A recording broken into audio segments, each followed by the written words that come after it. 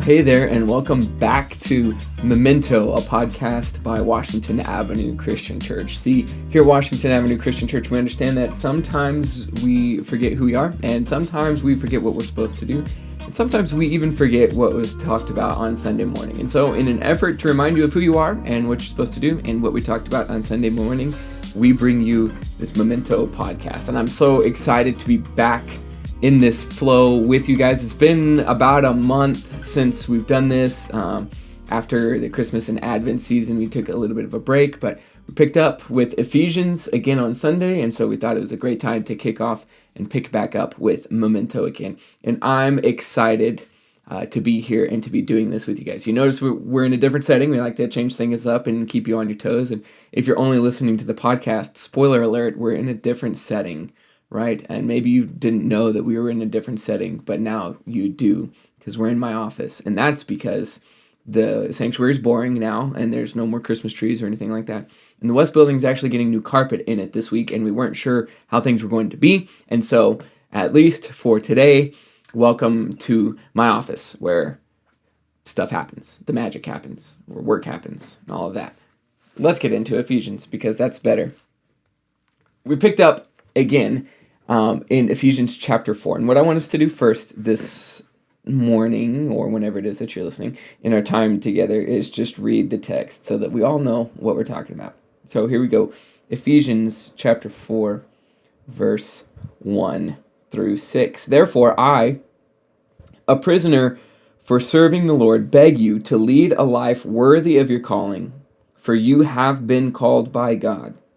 Always be humble and gentle, be patient with each other, making allowances for each other's faults because of your love. Make every effort to keep yourselves united in the Spirit, binding ourselves together with peace. For there is one body and one Spirit, just as you have been called to this one glorious hope for the future. There is one Lord, one faith, one baptism, one God and Father of all, who is over all and in all and living through all.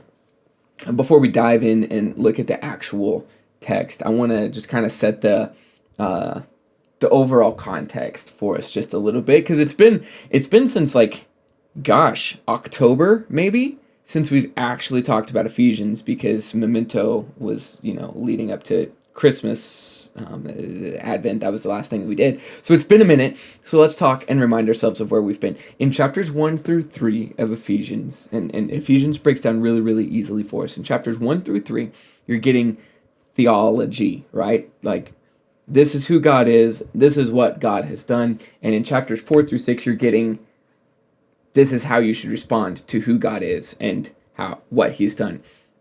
Some people call it orthodoxy, right, in 1 through 3, and orthopraxy in 4 through 6. The big kind of Greek terms for it are imperative, right? This is what you're supposed to do. Excuse me, I messed that up. Scratch that. It's indicative first. This is what has been done to you, and then over here is imperative. Indicative to imperative, from doctrine to duty. In our lives, this looks like what we have received, and now what we have and are becoming, right? And so Ephesians chapter 4 starts us off into that. Because of all of this, this is what you should do, and this is how you should be, which is why Paul says, therefore. Remember, we ask ourselves, what's the therefore? And when we ask ourselves, what's the therefore, in Ephesians chapter 4, what you get to do is go all the way back to everything 1 through 3. So maybe what you need to do right now is just take a time out and pause this and read or listen to Ephesians 1 through 3, just so that you've got everything kind of fresh in your mind. Now, if you're driving, don't stop and read, but maybe tell Siri to put your Bible app on and read all that kind of stuff. Be safe and be wise, but maybe it's a good idea to just go check out and remind yourself of what's going on in 1 through 3, so that you know what Paul is saying when Paul says therefore. I want you to pay attention to the position that Paul puts himself in, and he does this a lot, guys. Paul is not an arrogant person. He is not a bragger by any stretch, but if Paul was to maybe be ever mistaken for bragging, it's funny because the thing that he brags about the most, the thing that he talks about so very often, is the fact that he is so often a prisoner of Jesus and a prisoner for Jesus. And he lets us know about that again here in chapter 4, verse 1. I encourage you, therefore, as a prisoner in the Lord, which is different, maybe, than as a prisoner for the Lord, right? And he interchanges the terms at times, and it just so happens that in Ephesians he says, in the Lord, his prisonership, his imprisonment, that's the word, right? His imprisonment is in the Lord. It's in the Lord's plan. It's in Jesus' plan and his calling for his life to be imprisoned. That doesn't mean that he's like a free person, but he's like slave to Jesus. No, Paul's actually in prison when he writes Ephesians. That we know. But Paul's whole perspective and whole view is that like he is doing this with Jesus, for Jesus, and in Jesus. And maybe we need to stop right there, because I don't know what kind of trials it is that you're facing, or what it is that you're dealing with and going through right now. And I want to be clear that they're not everything is in and for and with Jesus. Like if you're suffering the consequences of your own poor decisions, then that's like kind of on you. And Jesus is still there to like navigate that stuff with you. He's still there to walk through with you, but you're not necessarily like a prisoner with Jesus or like for Jesus, because like you're actually in prison for your incessant drug habit. Not the case. But if things are a struggle for you right now, if you're feeling heat at work or isolation or loneliness from work or family or friends because of your faith in Jesus, know that is the best spot to be. And that may not be the best thing that you want to hear right now, but like you are navigating that, dealing with that in and with and for Jesus. And regardless of the circumstance that you're in, like Jesus is in that with you. So you're not alone. No matter how alone you might feel or how isolated from everything and everyone you may feel, you are not alone. And it's in his imprisonment that Paul encourages us to walk worthily of the calling to which we have been called. The NLT says, I beg of you to lead a life worthy of your calling, for you have been called by God. And I want to be really, really clear here, because what Paul is not saying is that you have to walk in this particular way so that you maintain your status, that you maintain your position, that you maintain the calling to which you've been called. No.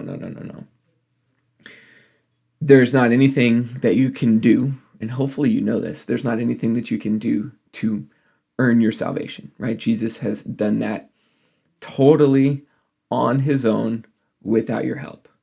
There was nothing that you could do, nothing that you did do that prompted him to be like, oh, I should save that person because they're good at this.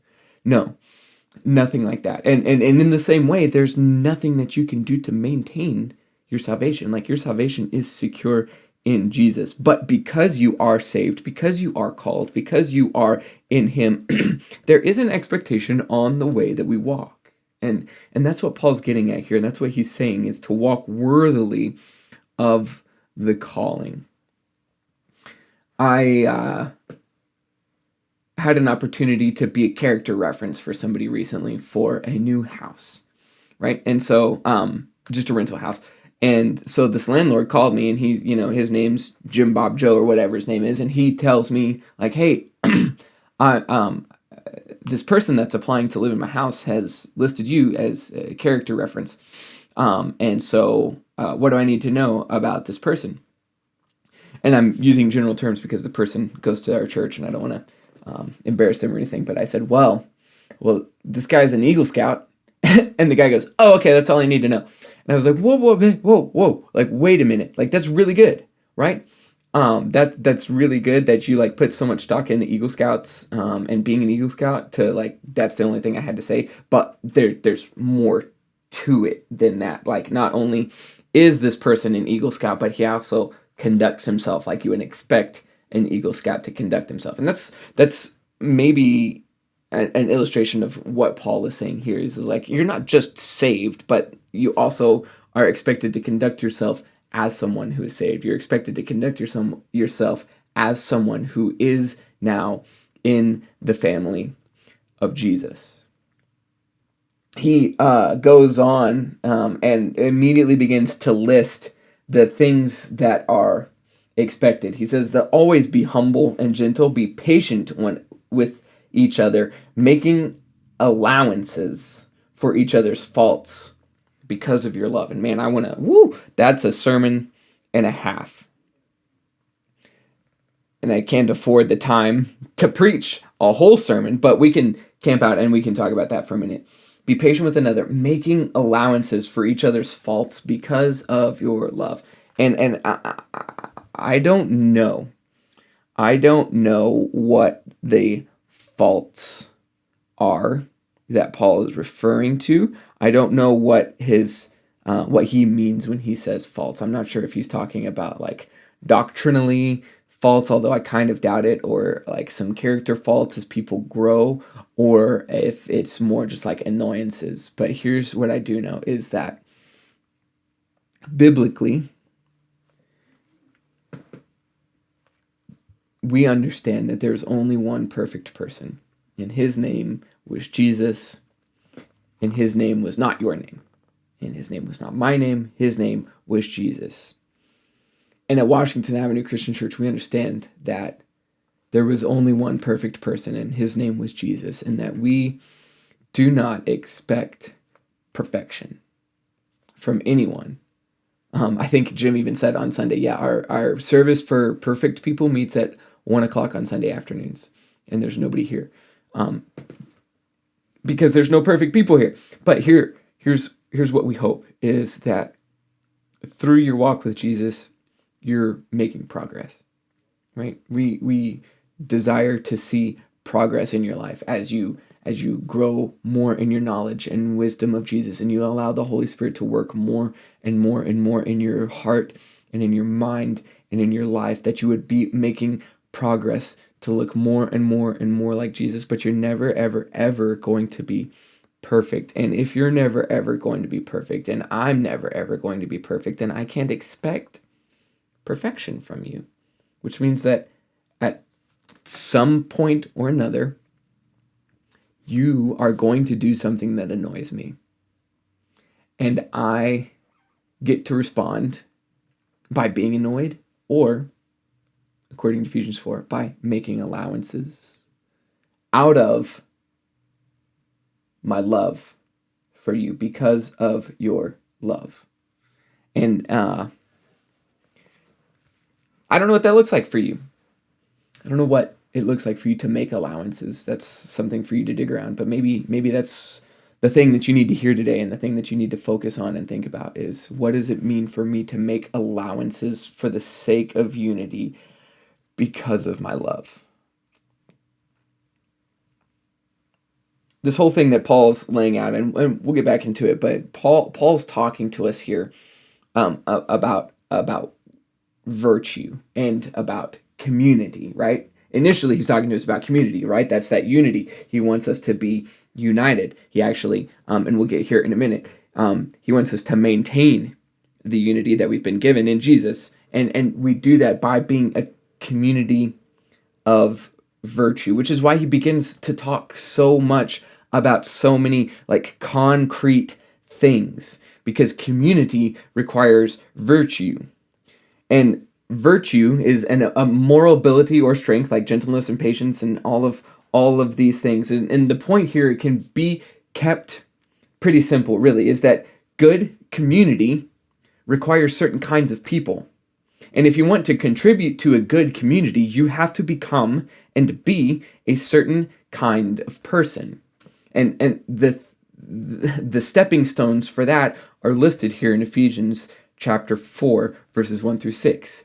The stepping stones to becoming the right kind of person for the right kind of good community are being a person of humility, a person of gentleness, a person of patience, a person who bears with one another in love.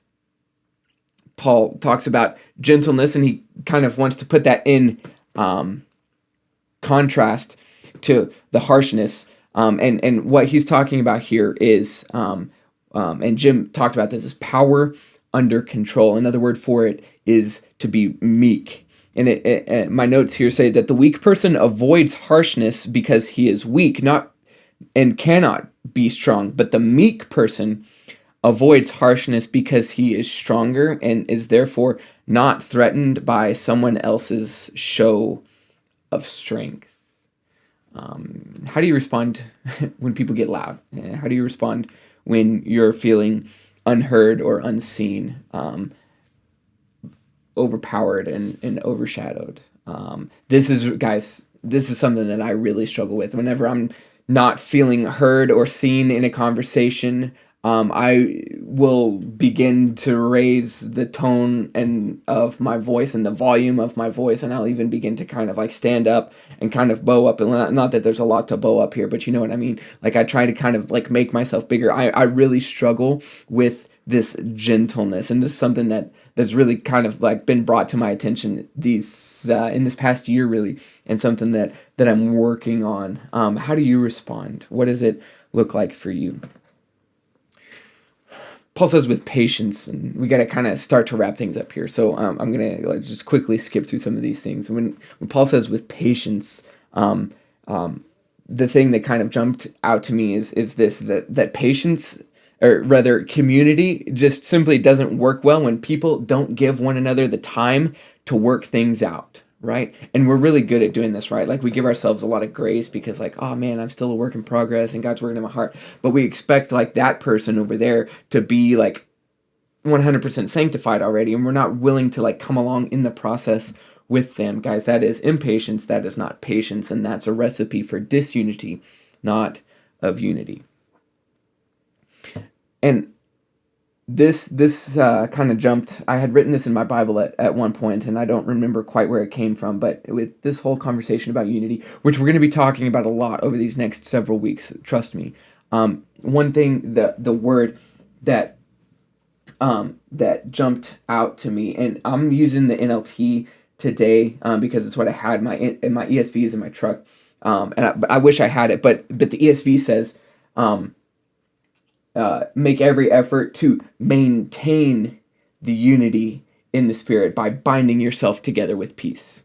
And that word maintain just really jumped out to me because maintain is a past tense word. Maintained is past tense. So guys, this might be the most important thing I say, is that unity is not something to be attained. Like we're not striving to unity in hopes that one day we're going to get there. Like according to Paul and according to the New Testament, according to Jesus, like unity was the gift of the church. Like the church is unified, and we're not responsible to attain that unity. It's not like here's where you're aiming for. It's like this is the base level thing.